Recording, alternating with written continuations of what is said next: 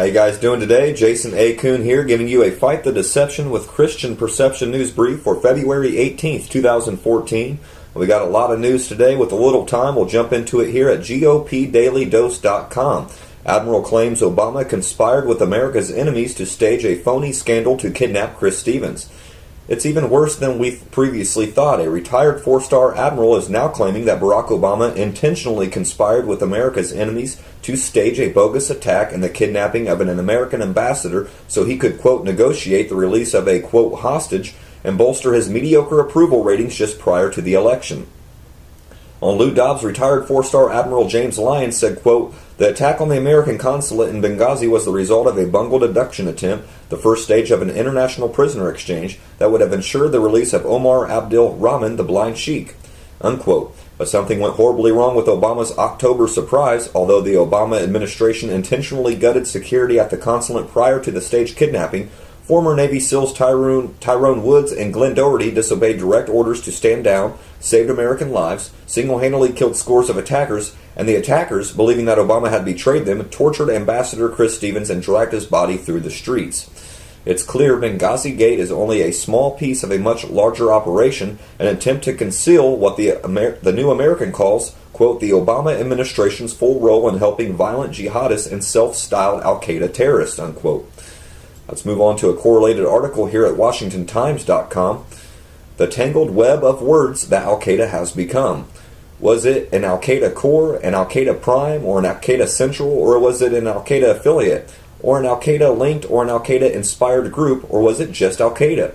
In the years immediately after 9/11, the term al-Qaeda, which means the base in Arabic, became synonymous with a secretive global network that supported 19 terrorists who killed nearly 3,000 people by slamming hijacked airplanes into the Pentagon and the World Trade Center.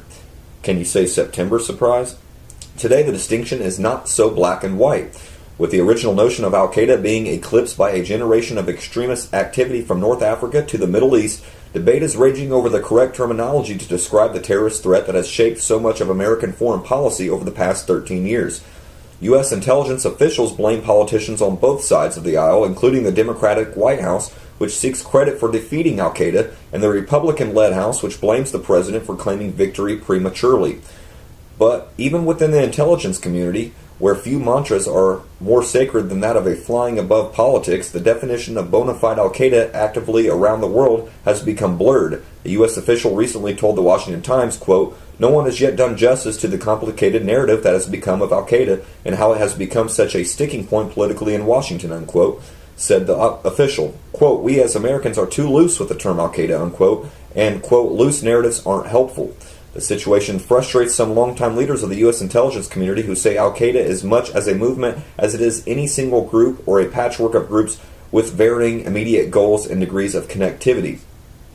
Now, I might add another term they like to use in affiliated groups, al-Nusra. It's an affiliated group with al-Qaeda that we openly support and we arm to defeat Assad. Let's move on here to another correlating article. This is at csmonitor.com. Is al-Qaeda about to expand the field of jihad to Lebanon? A slew of car bombings, suicide attacks, and cross-border rocket barrages of Shiite areas of Lebanon over the past 9 months by groups allied to the goals of al-Qaeda is raising concerns. Here, groups allied, affiliated groups of al-Qaeda is raising concerns that the organization could formally expand its operations into Lebanon. So far, the attacks on Shiite areas appear less of a strategic push by al-Qaeda-linked militants to establish a base in Lebanon and more of a tactical backlash to the armed support of Syrian President Bashar al-Assad provided by Lebanon's Hezbollah, a Shiite militia and political party. And al-Qaeda's leadership has made no explicit announcement designating Lebanon a legitimate, quote, theater of jihad. Yet the war in neighboring Syria and rising tensions between Lebanese Shiites and Sunnis is creating a more fertile environment for al-Qaeda in Lebanon, analysts and Islamists say. Now, the U.S. is going to continue to push arms to these type, quote, militant groups, quote, al-Qaeda affiliates, to help defeat the surrounding Middle East countries that they want to take over and install a coup d'etat puppet government. Let's move on here to LifeSiteNews.com. Former Planned Parenthood worker, quote, it was a money-grubbing, evil, very sad, sad place to work, unquote. A former Planned Parenthood worker has opened up her Diocesan newspaper in gripping tell-all interview, saying she was shocked at the horrors she witnessed during 2 years she worked in Indiana's largest abortion facility. Marianne Anderson is a nurse who assisted Planned Parenthood abortionists by partially sedating women who paid extra for that luxury. She told the Criterion newspaper that she saw many women pressured into abortions they did not want, including minor girls. She said her employers instructed her never to use the word abortion while taking or talking to emergency dispatchers in an event of a botched abortion.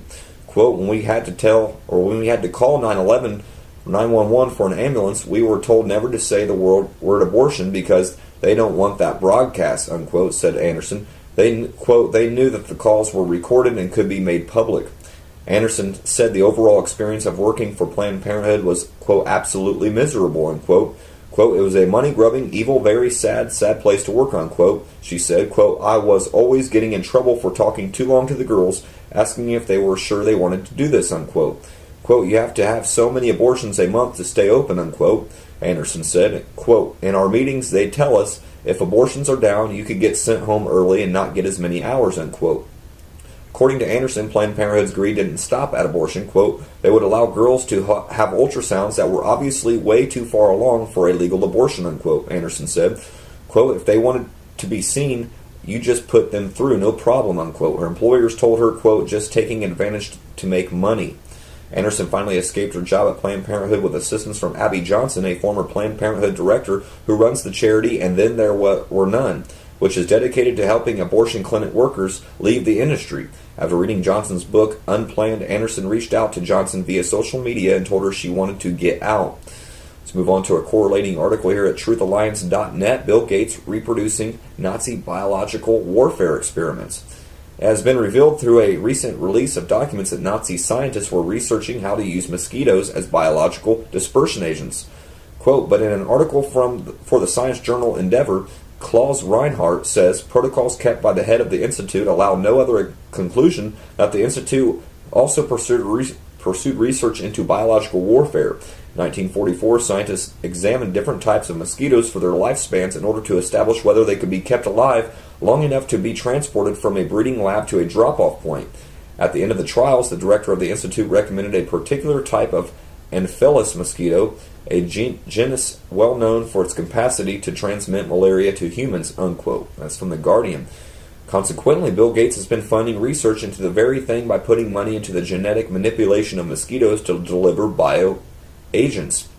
Wow. The Bill and Melinda Gates Foundation is a eugenics organization that supports deadly vaccination programs that have given 47,500 people polio and millions to Planned Parenthood, an organization built on eugenics and Nazi race sterilization science.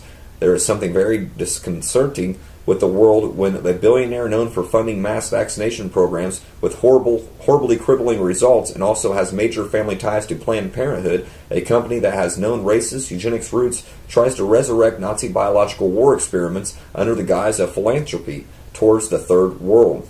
Wow. Let's move on here to Infowars.com. Article by Ron Paul at the Fed, the more things change, the more they stay the same. Last week, Federal Reserve Chairman Janet Yellen testified before Congress for the first time since replacing Ben Bernanke at the beginning of the month. Her testimony confirmed that many of us suspected that interventionist Keynesian policies at the Federal Reserve were well entrenched and far from over. Mrs. Yellen particularly bent over backwards to reassure Wall Street that the Fed would continue its accommodative monetary policy well into any new economic recovery. The same monetary policy that got us into this mess will remain in place until the next crisis hits. This is a very long article available at Infowars.com. Of course, it will be linked to the YouTube description box. We have to move on here to StoryLeak.com. Article by Mikkel Thalen, Oregon Community College prepares course in drone operations. A course in drone piloting will be likely available to students at the Central Oregon Community College this fall as schools across the country begin offering degrees in unmanned aerial systems. Just last December, the Federal Aviation Administration approved Oregon's request to become one of the country's 6 designated drone testing sites as the agency predicts more than 30,000 drones over U.S. skies by 2020. Educators are jumping at this opportunity.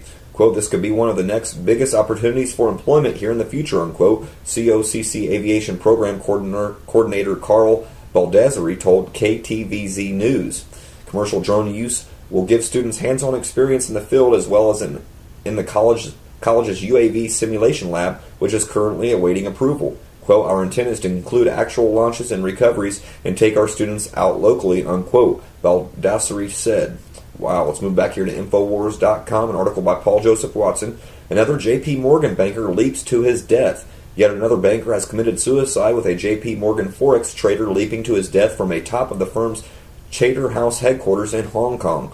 Over the past few weeks, at least 7 bankers have died under mysterious circumstances, including another J.P. Morgan senior manager who jumped off a top of a skyscraper in London last month. Speculation is rife that the series of deaths are connected to some kind of looming financial crisis or a huge legal case targeting bankers for malfeasance, although no definite link has been established. Let's go on to the last article of the day at CNN.com. Human lung made in lab for the first time. For the first time, scientists have created human lungs in a lab, an exciting step forward in regenerative medicine, but an advance that likely won't help patients for many years. Quote, it's so darn cool, unquote, said Joan Nichols, a researcher at the University of Texas Medical Branch. Quote, it's been science fiction and we're moving into science fact, unquote. If the lungs work, and that's a big if, they could help more than 1,600 people awaiting a lung transplant. Lungs are one of the many body parts being manufactured in the lab. Some parts, such as tracheas and livers, are even further along. Now, they want you to think that they're going to help 1,600 people get a lung transplant. That's just not the case. This is part of their transhumanism, life extension policies only for the rich. It's the last article I got for you guys today. I don't want to leave you without the New World Order quote of the day. Quote, if there are those who think we are to jump immediately into a new world order, actuated by complete understanding and brotherly love, they are doomed to disappointment. If we are ever to approach that time, it will be after a patient and persistent effort of long duration. The present international situation of mistrust and fear can only be corrected by a formula of equal status. Can you say communism? Continuously applied to every phase of international contacts until the cobwebs of the old order are brushed out of the minds of the people of all lands, unquote. That's from Dr. Augustus O. Thomas, president of the World Federation of Education Associations, from August 1927, quoted in the book International Understanding Agencies Educating for a New World in 1931. I don't want to leave you without the proverb of the day. This is Proverbs 29:11, King James only. A fool uttereth all his mind, but a wise man keepeth it in till afterwards. So all the quotes and articles and news I got for you today. I'll leave you guys off with the song that I brought you in on. This is by Justified, Trust in Him.